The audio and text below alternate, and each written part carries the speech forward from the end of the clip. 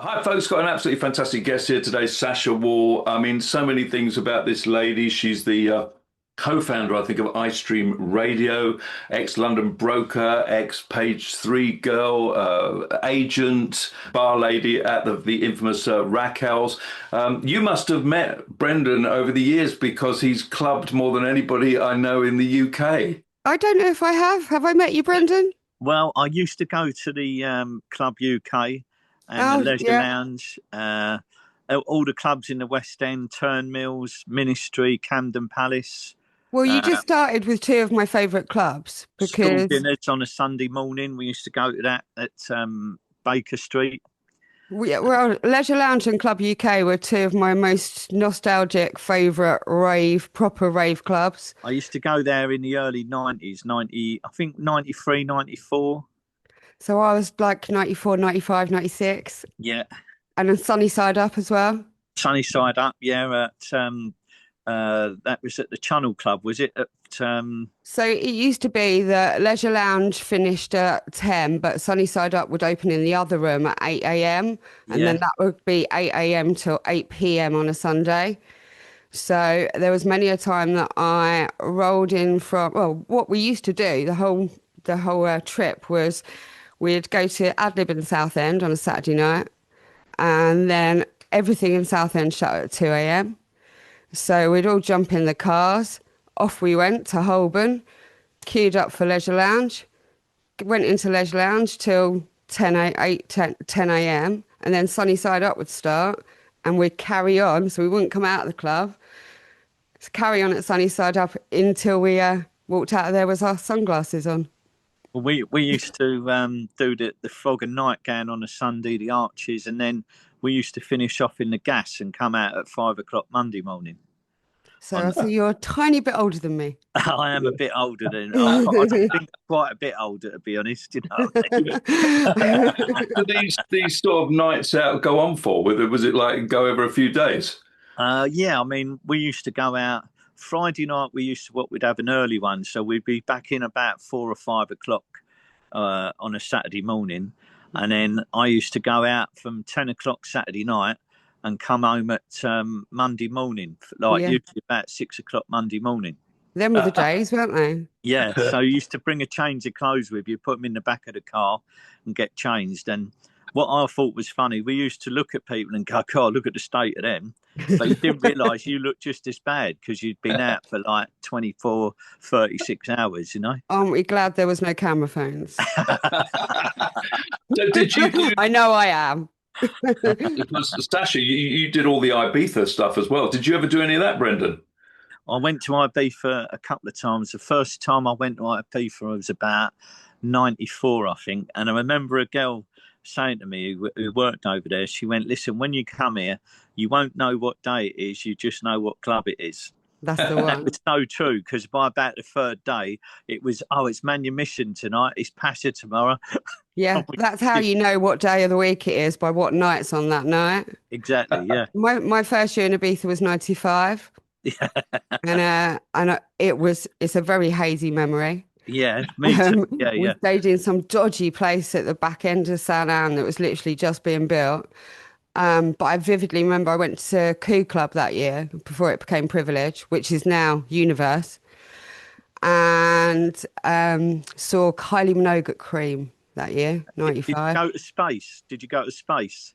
Yeah, so from 95 was my first year, and then from 99 till 2019, I went to Ibiza every year, Wow.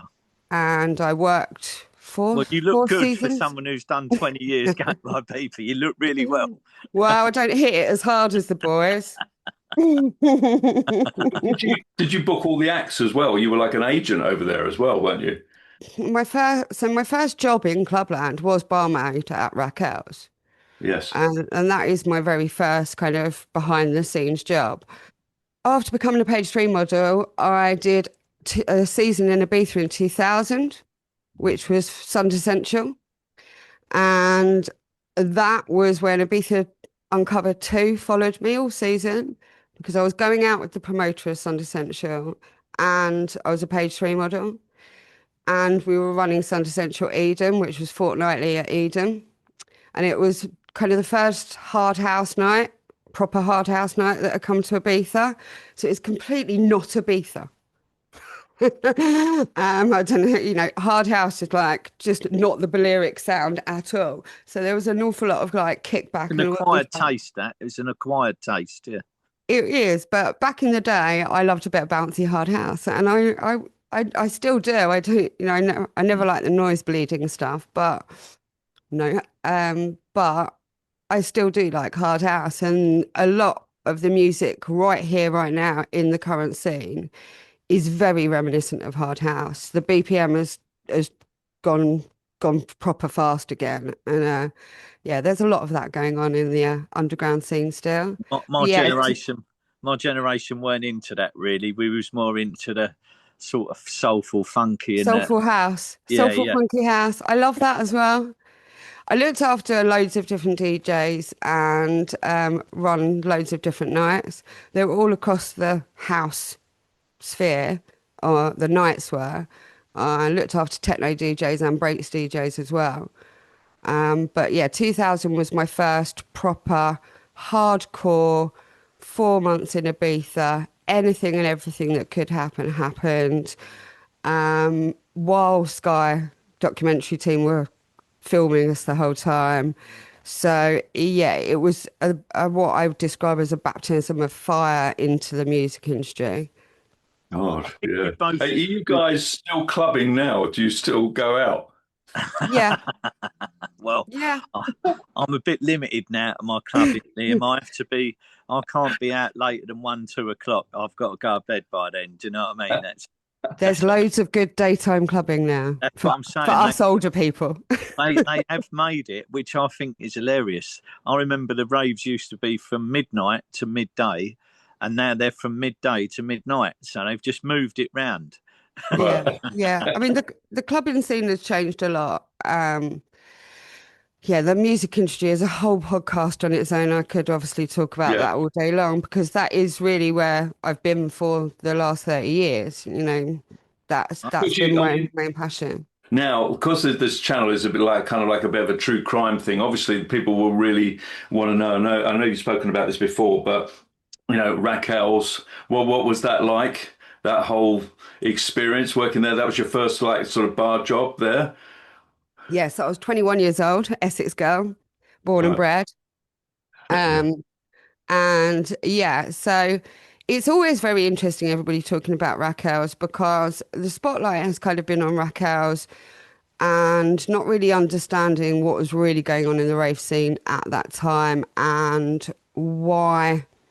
And so many people have asked me if Tony Craig and Pat used to come to Raquels. Mhm. And anybody that was around in the scene at the time would know that they probably, more than likely, wouldn't be seen dead in Raquels. And this is a truth of the fact of what Raquels. Tony worked the door at Hollywood's in Romford.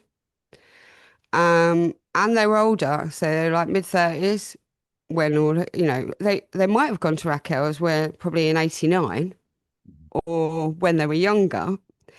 But by this time, when all of this was going on, these boys weren't going to Raquel's. Yes, there might have been involvements in the supplies and all of this kind of thing, but they weren't regulars because I was old in Raquel's and I was 21. Yeah, I heard you say in an interview that a lot of the clientele were like 16. Was that like the It kind was of? so, it was so young. It was a Mhm. really young club. You know what it was like back. Well, those of us who were around in the 90s know, there wasn't ID on the door, all of this kind of thing. And I first went to Tots in Southend when I was 14. I was going into discos from the age of 14, and it was always like, oh, we're going to get in, dress up, you can get through the door. So yeah, there was loads of underage people in discos and clubs, and there were certain clubs that were known to be either easier on the door for girls to get in or younger people to get in, or just generally a young crowd, a really young crowd. Yeah. Did No, you ever go down to those clubs in Southend, Bren, or were you strictly a London guy? Strictly West End. We never ventured out that way. Them clubs would have been shut as we were going out. yeah. You know what I mean? Yeah, So why would you bother going to Southend when you're in London and it's all going on? yeah, we was too busy skating around London, mate, and enjoying the full West End experience with clubbing. You know. Yeah. Yeah. Do you think that the films that they do now with the Essex boys, are they realistic? Are they? I mean, I didn't know any of them boys. We didn't know anything about them, so I can't make any judgments or whatever. I mean, personally, I think the films have become a little bit comical. I don't So think they're here's meant to be taken here seriously. so here is my truth on that. I've never watched any of the Rise of the Foot Soldier films. They're definitely not my type of film. I know that they're sensationalized bollocks. Does everybody think Basildon is New York or something? It's like, hold on a minute, is this really like Basildon Town Square and not the Bronx? You know, this is where it's been properly sensationalized.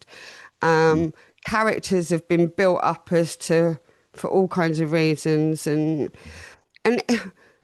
on an honest note, I think it is generally pretty sad that these three guys' kind of characters haven't been portrayed in Mhm. a true light at all.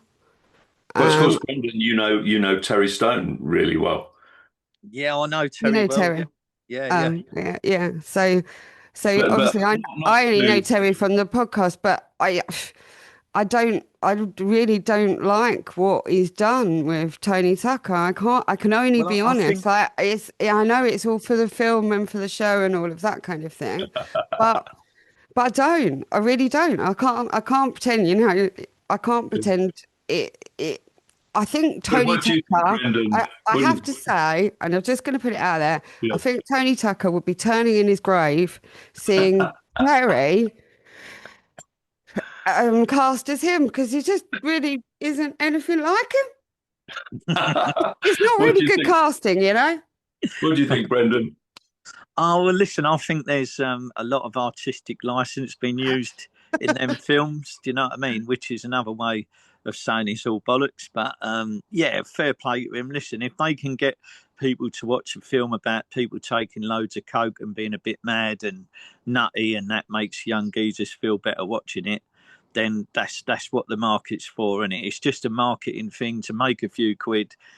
It's sad because if you look at them people, they're not having a happy time. It ain't a good life.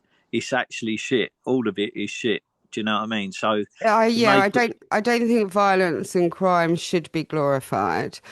And I think also that, like you said, exactly this, it's a film.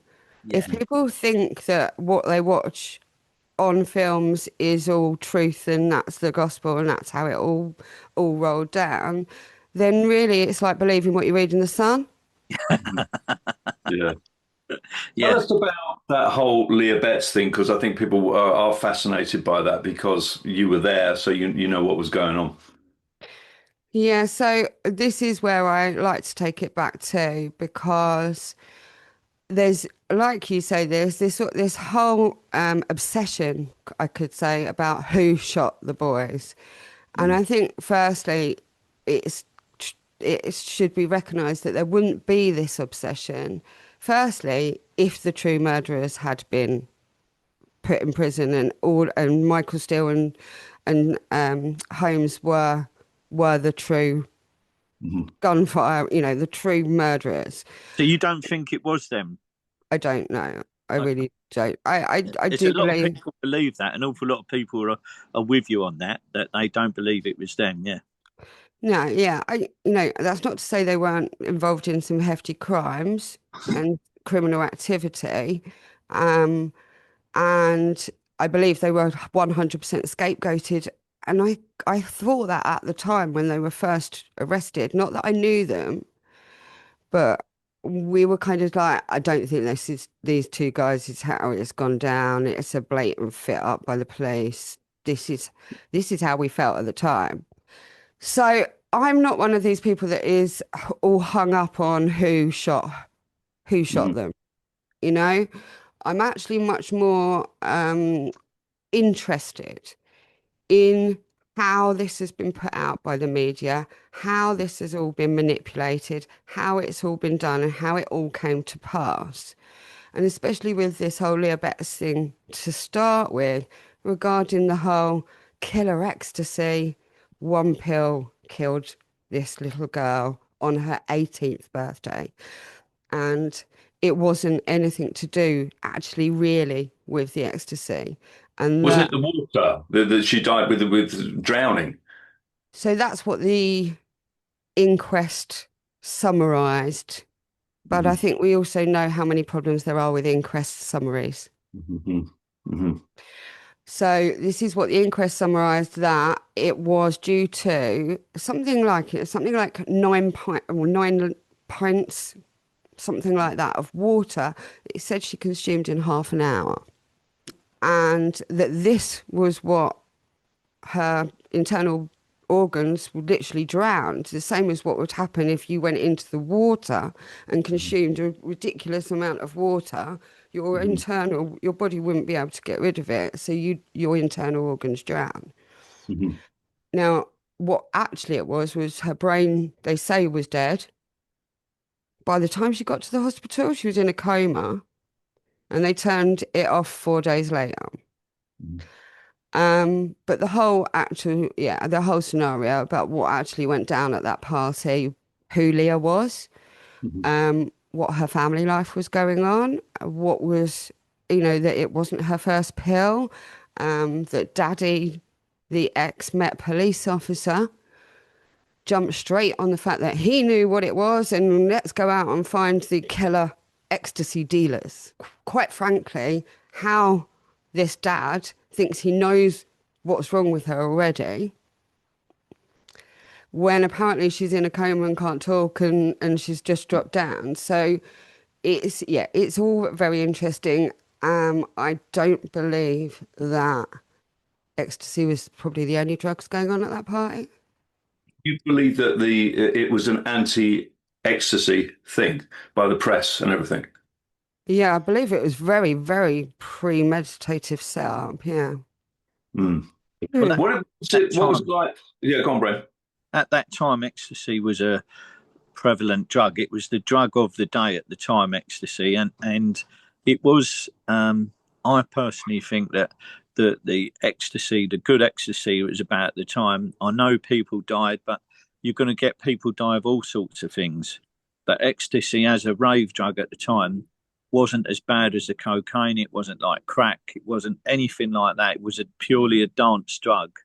And I don't think anyone died of taking one ecstasy tablet. I think they died of mixing drugs and other issues, and maybe they had underlying health issues that they didn't realise. So I think the This is press, generally that is generally the case. Also, alcohol involved. Now we have to remember that Leah Betts' it was 18th birthday party with 30 around about 18-year-old people, young people.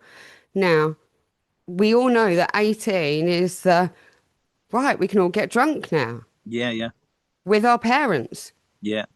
It was said that alcohol was in her. The There was thing, some alcohol, but it wasn't said how much. And the, like you the, said, generally it is a cocktail of problems. the key to ecstasy though was you shouldn't drink alcohol with it. To get the best feeling out of it, you should have drunk like sports drinks or water. You So know, if this you is the mix it with alcohol, it really destroys it and confuses your body badly. don't I know this? So none of us were drinking at Yeah, all. right. At Club UK, there was no alcohol. It And was it just sold alcohol-free Lucasade. zone. Yeah, Lucasade and water. Yeah. And this is a real true thing about number one, understanding how many people were doing ecstasy at the time. So when in 1995, we're on the back of a good 6 years of Mm. Summer of Love and Ecstasy Revolution, and literally people dancing in fields and having an absolutely incredible time, and all of this. 1994, the Criminal Justice Act comes in. stopping raves, basically. So over 100 people, it's illegal to gather. This is a rave, and you can be fined all of this. So 1994 is when the crackdowns started. And that crackdown, you probably know that, there was various raids in Club UK and various raids across London that was going on. And this was really about, drug wars, because it was going on everywhere. So some Yeah, places are getting raided and some places aren't. they didn't understand the ecstasy and the drug that it was. They couldn't work it out what was going on with the music and what it was doing to people. It was scary because they'd never seen people stay up all night and all day and dance, but there was never any trouble at them clubs. Yeah. There was never any violence because everyone was sort of loving each other and happy and just dancing. It is a true thing about the ecstasy revolution. I'm not here, I abusing anything, alcohol, any kind of drugs, whatever it is you do, you abuse anything, like you say, cocktail of drugs, all of these kinds of things, alcohol, abuse, basically, is going to cause you problems. But the understanding of actual education of what one ecstasy tablet did, the apples in question were tested in hundreds of thousands of people. There was batches upon batches upon batches of them coming into this country in all ports. So many people will go, "Oh my God, you can't talk about drugs." It's like everybody is on something at the moment. If they're not on something from the doctors and things like this, or have been on things or have done things. Anybody that's like holier than thou, and I like my body is a temple all of my life, it's just not real. It's just not real. I mean, I have to say, for YouTube purposes, that of course we can't condone all of that and with the usage, et cetera, but we are having an adult discussion about it, basically. Yeah, exactly. And a true education, because demonizing things, we all know that the Just Say No campaign does not work. And demonizing things and making out things to be that aren't true. So, this is going to kill you, and scaring people. And we know what this whole fear narrative and fear rhetoric that's put out by the media for different things of how to scare people. And we also got to remember this big fact is who's losing out when Yes. everybody is doing ease and not drinking. Yeah, the alcohol industry, yeah. The government ain't getting their revenue. Can I bring you back to a bit? What was it like that moment that you went into the club the next day after with the Leah Betts thing? What was the kind of reaction within the club? Did the club keep going, or what happened to it? Yeah, no, it was very, very telling. So Leah's party happened on the 11th, which is a Saturday. We all started finding out about that whole thing on the Monday morning. Raquels only worked at Friday nights, and Friday nights was the only rave night at Raquels. And it was run by Gary Sutton from Pervert Virtue. So by Friday, and also everybody remember that we haven't got the internet, and as 21-year-olds, we're not like stick to watching the BBC News all the time and all of this kind of thing. So we knew it was like kind of front page, oh God, girl in a coma. But we didn't quite know how big it was. And then we turned up for work on Friday night on the 17th for Raquels. And the whole of Market Square was TV vans. And it was like the world knew. It was paps everywhere. It was like, oh my God. I drove in to go into my normal multi-story car park and we're like, oh Jesus Christ, what's going on? And then we always used to go in the back way. We never went in the front door anyway. But we can see they've got people outside and they're handing out flyers of Leah in a coma. Now, none of us actually know that she's dead at this point, because actually her life support machine was turned off on the Thursday afternoon, apparently, and this is Friday night. So we didn't actually know she was dead, and they didn't say on this coma that she was dead. It was just pictures, flyers of her in a coma. I was like, that's a quick turnaround as well. It's like this kind of media thing that went out was just mental. It was not normal. It was really not. It was people die from all kinds of things of drugs and blah, blah, blah. But this whole media frenzy that was created was just really, really unnormal. And, you know, lots of people have died of drugs and things like that. And you've never seen since people going out for the people that supplied. You've never seen it since. So it was really, really abnormal. So we knew that nobody was coming to the club that night. Mhm. There was no chance that any raver was walking through that press on that. We knew it was going to be empty.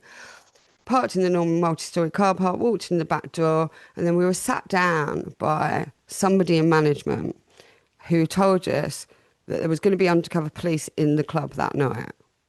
Wouldn't have been hard to see him if there was no one there, would it? Exactly that. And we were like, yeah, and no one else.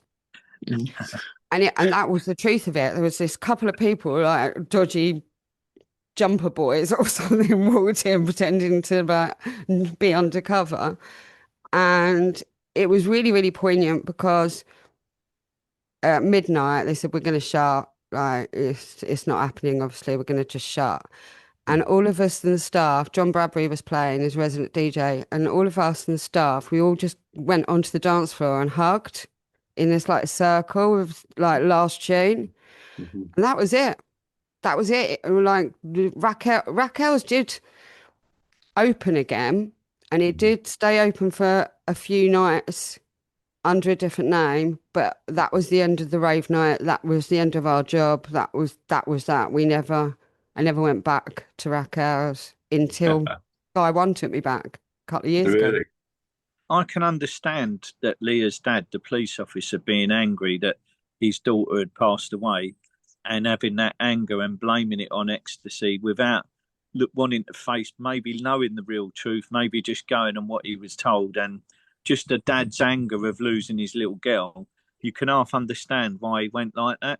You can totally understand that. The whole situation of how we deal with drugs in this country makes us ignorant and makes things a lot worse. If there was an open debate and people was actually able to understand drugs more, you know, and given that information, it would have been so much better for everyone. Even now, this country needs a debate on the way people are using drugs and the reason, because most people are using drugs because they're in pain or they're not wanting to face something, and it's childhood trauma that has caused most of it. Yep. And that's what we need to be looking at, rather than, you know, punishing people for suffering with that pain and using the drugs to try and numb the pain. Yeah. They need to look at childhood traumas that children have suffered, which makes them go down that road.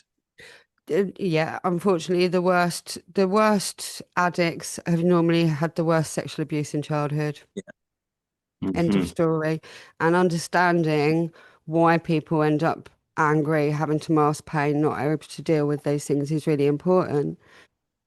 Obviously, with the Paul Betts situation, so yeah, a natural father would obviously be distraught that if it was all true and that's how it had rolled. He is anything. He look of everything I've analysed from everything I know of what I heard that was going on at the time. I don't think he was a natural father. Is he still with us? He's gone now. Yeah, he used this for the next 20 years as a career. If you study him, and I would ask anybody with a psychological understanding of how people normally react when a tragedy or accident has occurred, and how he acts and how he continues to act, it's easy to go, oh, poor Paul. For me, I can tell an awful lot through the eyes, gestures. I've grown to understand an awful lot more about how people can make up a big story to make sure, because at the end of the day, let's face it, if your daughter drops into a coma at your house and the party you're holding for her, who's responsible? Now, guys, it's a fascinating conversation. We could speak for hours. We've only got like 2 minutes left. We've zoomed I'm good through at talking. That's why I started a radio station. Yeah, fantastic. Well, you're brilliant at it and really good. So do you, either of you, do you miss those days? Would you like to be going out clubbing every night now? I'll be honest, there's sometimes, Liam, I would give anything to have a Saturday night in the ministry with Dave and all the boys like we Yes. used to have, because there was nothing in my life that will ever replace that time. It was a special, unique time in history. Like everything else now, like Cowboys, Pirates, and Knights in Shining, it's all finished. It's all gone and done. That'll never happen again. That's finished. But it was brilliant at the time. Yeah, I feel the same way. Like 1995, despite everything that went on, was the greatest year of my life. I was lucky to be 21. Greatest year of my life was having fun, with really no worries, no cares, and just having an absolute time of my life and meeting so many people. And, it did change my life, and I went on into the music industry and into looking after DJs and all of that kind of thing. And I have a great, great, great passion for the rave scene and the underground rave scene and music as a whole and the dance scene. I think it is pretty sad how the music world has been tainted. About 50 seconds left, and I want to make sure that people want to see you. Where do they go to see you, and how can they? What happens? So I am Sacha Istreem. That's Sacha with a C, Yeah. Sacha. Istreem with double E. So it's Sacha Istreem on YouTube. Istreamradio.com is my website. I am Sacha Wall on Facebook and Sacha Wall on TikTok. Yeah, I've got loads of content, loads of stuff. So yeah, you can see what's been going on in my crazy life for the last few years.